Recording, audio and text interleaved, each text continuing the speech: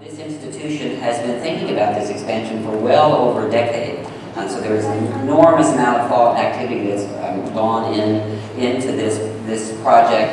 And I would like to thank Todd Lowe, our chairman of the board, and Alcy Brown, the head of our building committee, for helping get us to this day.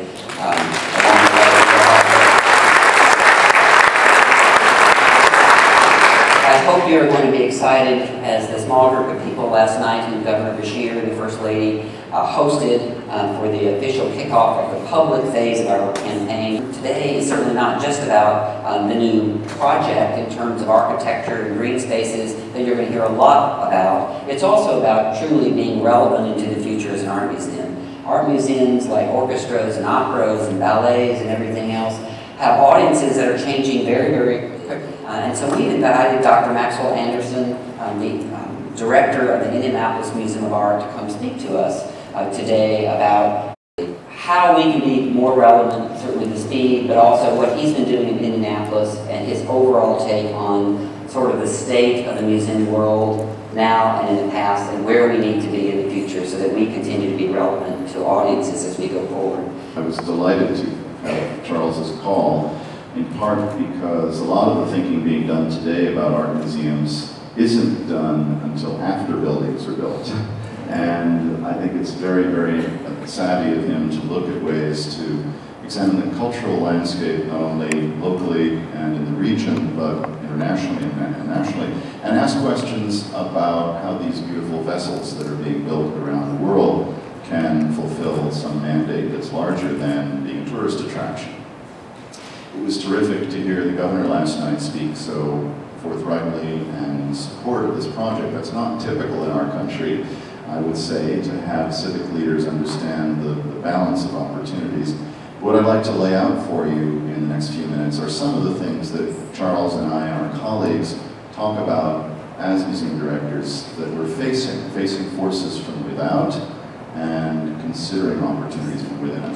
So I think one thing that we all have to acknowledge, and is very much part of your Wi-Fi plan for the beautiful terrazzo you're having out front, the plaza, the piazza, is that truly the people visiting museums by crossing the threshold is an extreme minority in relation to those who are visiting online.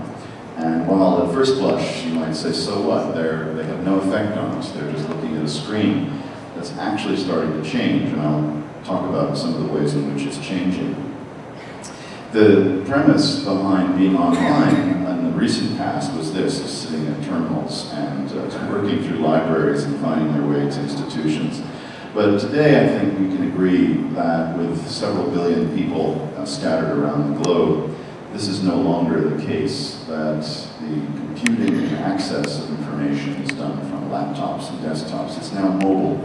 And this is a very old slide, it's 5 years old, but it shows the scale of population in reference to these geographical maps. So you see our little quaint American blue on the far left, and then you see India and China over there on the right, and you get a sense of how we're devolving into a minority of the world's population, and also a minority in terms of authority, arguably, in the way in which we can make a case for ourselves online. Speed has a wonderful past, a legacy, and it has a wonderful presence. I think our job is trying to make sure that the future is as bright. At the same time, it allows for many generations to really have the flexibility they need. And because of that, it's about honoring the past and then leading the way to the future. And I think that's the right challenge for not only the speed, but any museums in the world. At the same time, another challenge, which is what we talked about before, is that we want the museum to be both the hardware and the software. The hardware in the sense that it provides a platform, the building that art, people, communities can really enjoy. At the same time, the software is that you are able to use this hardware and change the software when time comes, and the software actually allow you to have a good experience. And that combined is what the museum should be. In 1927, Hattie Bishop Speed gave about $5 million to build this original building that we have that everybody knows when they drive up and down 3rd Street. It's a bronze door. In those days you came up, walked right in the front door.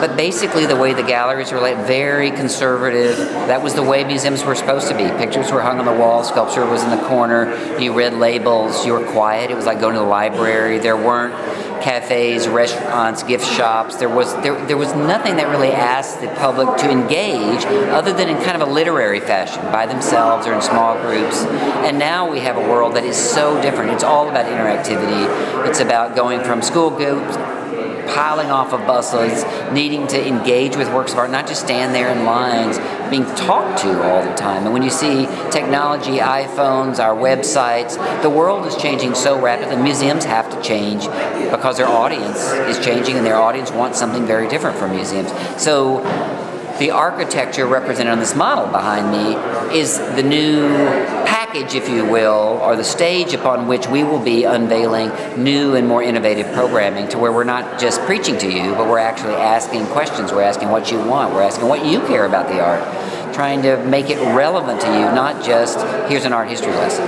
Well, I think I always see my job as a matchmaker. You know, like what Dr. Anderson mentioned. It's not about dictating, it's not about interpreting. It's about creating a wonderful place for art and people to encounter. And because of that, it depends on the art. It depends on people.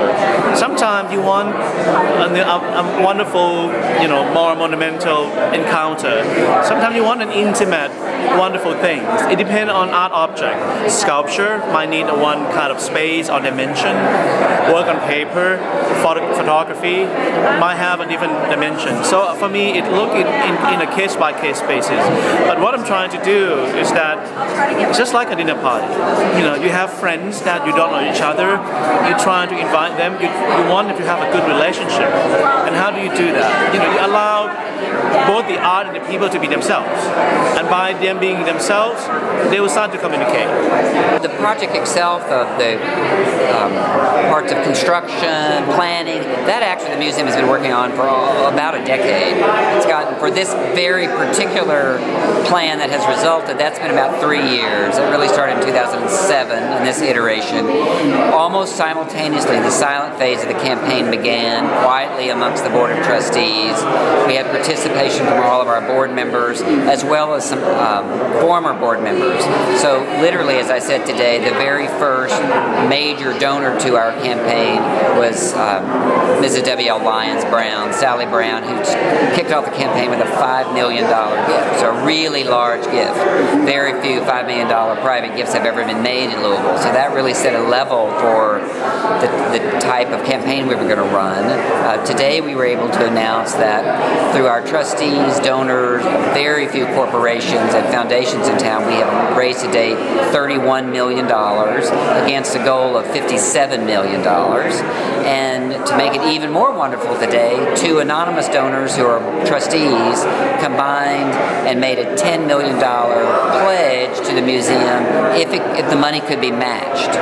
And so we also were able to have the good news today that Betty and David Jones of Louisville are the first matchers and have committed $1 million. And so their money immediately has been doubled by these other trustees of ours. So we're very hopeful that all that bodes well and that we will very quickly move the campaign up to even another level beyond $31 million. Almost all of that $79 million will be raised from private money. We have a slightly confused situation in which some people think we're paid for by the University of Louisville, which is heavily supported by tax dollars. Others think the state of Kentucky or the city supports us. Last year, our entire grant from the city of Louisville was $5,000. So while we're glad to get the $5,000, we're really a private organization. So it's people who love art, people who care about the city having an art museum that give the money to basically make this open to the public. Yes, we charge at the front door, but when you think of what it costs to go to a basketball game for a couple of hours, the price of the admission here is trivial compared to that, and we like to keep it that way so that many more people have access to the museum. The investment going forward will be large, but over time that investment will spin off enormous benefits all across the city, even for people who never come to the museum and don't like it. They'll get economic benefits from having a vibrant culture scene in town, including a lot of that coming from the from the speed. Buildings or anything have spirit, it have character, especially in an old building like these. You know, there's a lot of love and intention that go into it. So you can't ignore that. You can't just think, okay, I'm just going to chop this off, I'm just going to do that. So how do you maintain that spirit and being able to kind of really, you know, enhance it for the future? And that's when I thought about acupuncture, because it is a wonderful change from within. You're not trying to impose change on other people, but you're trying to induce change from within the body. And because of that, like in this building, we're trying to make the building better, better system, better infrastructure, better in terms of flow, better in terms of using space. At the same time, add to it in a way that it's respectful and consistent with the old building.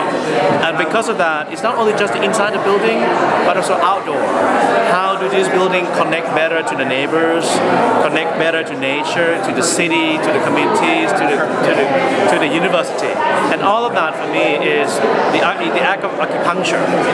As we've seen, as the University of Louisville has bought more property, taken it from industrial sites to housing, putting more students on this site. The old Masterson's property, catty-cornered from us, is getting ready to open with retail. The speed is contributing to that as well. I mean, this is the prime corner of the University of Louisville's campus, and by having something that's truly world-class that people want to come to, want to have cups of coffee at, want to buy tickets for film series and performances, all of that will drive economic activity. And so I'm very hopeful that our contribution to, say, Old Louisville, parts of which are fabulous, but then there are also parts of streets off of 3rd Street, for example, further over, that are still in pretty much disrepair. We're very hopeful that we'll be a magnet that will bring more people to this part of town who want to restore property, to be good citizens of South Louisville, and to really help the economic revival go further in this part of town.